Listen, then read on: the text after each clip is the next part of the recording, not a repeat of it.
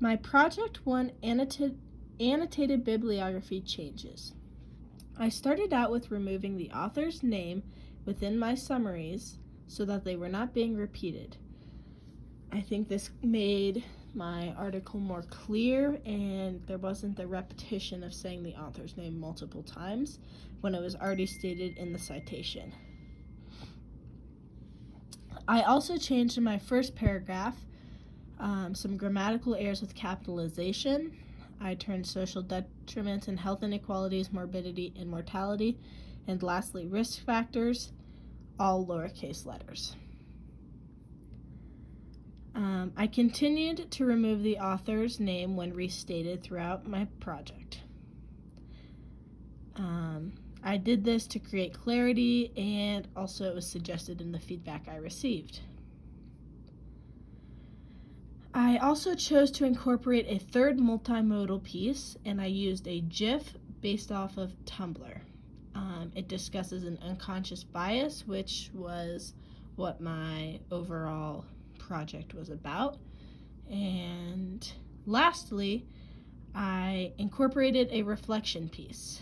I was unclear in the first prompt that this needed to be incorporated, but I can see how beneficial it really is. I was able to see where I excelled and where I need work in my writing, and was able to incorporate these changes into future projects. Moving on to Project 2. I made changes specifically with incorporating data and graphs.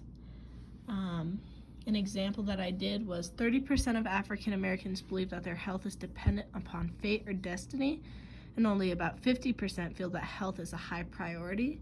I think this exemplifies the issue in the healthcare by using statistics and supporting my claims with data. My second change was another statistic. This also helped create a picture of the inequality in the healthcare. And then I used graphs to add a visual representation of these biases. I think this is very important for the audience to understand and see visually. Those are the only changes I made with Project 2. Moving on to Project 3, I incorporated a link to my audio. I think this would be helpful to users who don't necessarily have the resources to access the actual podcast while viewing, depending on their form of software. If they have Microsoft or Dell, whatever, this will be accessible to all.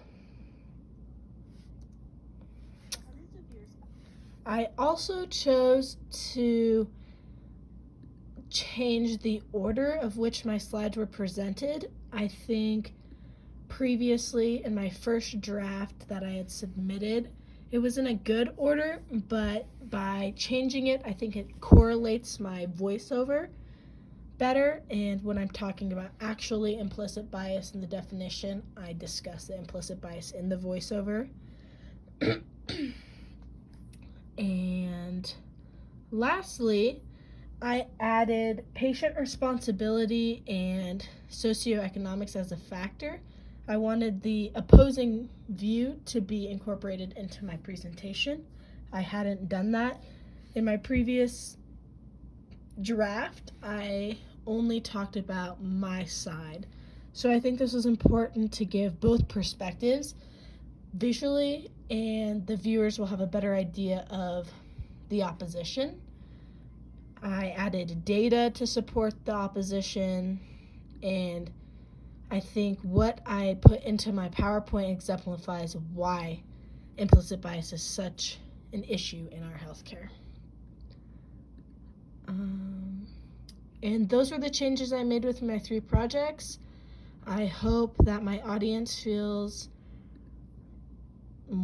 more clarity now by making them, and I appreciated the feedback I received because I do feel that it bettered all three of my projects. Thank you.